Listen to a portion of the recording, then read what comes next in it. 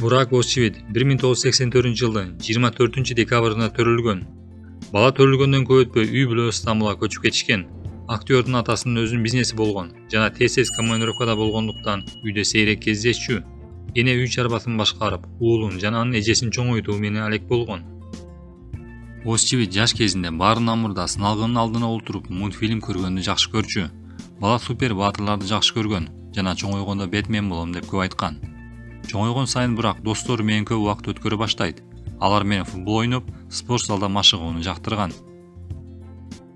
Мектепти аяктаган соң Стамбулдагы Мармара университетине кирип, ал жерде кино, көркөм сүрөт жана фотография факультетинде окуган.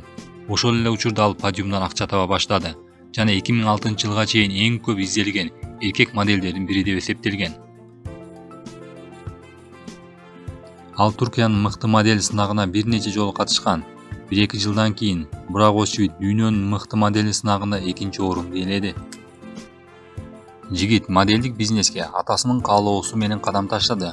Ал сыналгыдан мода көрсөтүүсүн көргөндөн кийин, эгерде уулу ушул тармакта ийгиликке жетише алса, мен аны менен сыймыктанам деп айткан.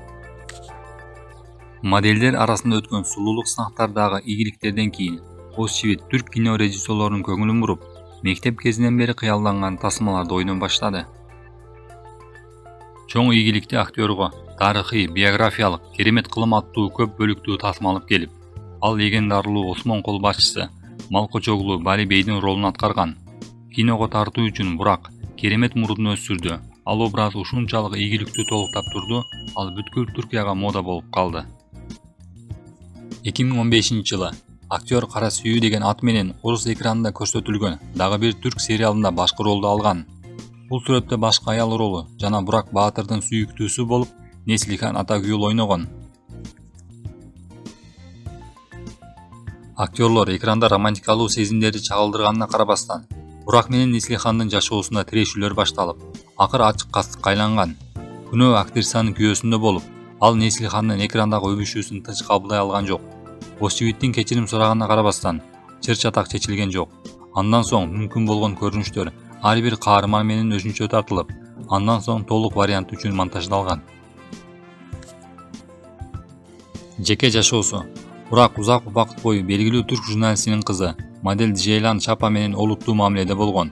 Бирок 2014-жылдын аягында узак мөөнөткө созулган сүйүү мамилесинен кийин жубайлар ажырашып кетишкен. Буга Джейландын кызганчаактыгы, ошондой эле Өзчевиттин барган сайын тыгыз иштөө тартиби себеп болгон. Андан соң Кингел тырдаган куш сериалынан кийин белгилүү болгон Бурак жаш Фахри Евген менен таанышкан. Бир нече ай жарандык никеде жашап, Бурак менен Фахрие расмий биримдикке кирүүнү чечишкен. Бурак келинди үй бүлөсү менен тааныштырып, 2016-жылдын февраль айында нике шарият мыйзамдары боюнча болгон. Расмий үйлөнүү үлпөт тойдун салтанаттуу иш-чарасы 2017-жылдын 29-июнунда болуп, жубайлардын күйөрмандары аны кылымдын окуясы деп аташты. Актёрдун хоббисине футбол жана эски унаалар кирет. Бурак сүйүктүү командасынын матчтарына катышат. Ал эми гаражында сейрек кездешкен унаалардын көчүрмөсү бар. Бурак ошондой эле Стамбулда жайгашкан өзүнүн Балибей Донер ресторанына ээлик кылат. Актер жеке жашоосун жашырбайт. Жубай экөө социалдык тармактардын активдүү колдонуучулары. Дагы белгилей кетсек, 2021-жылы Осмон сериясынын 2-сезонунун тартуу иштери улантылат.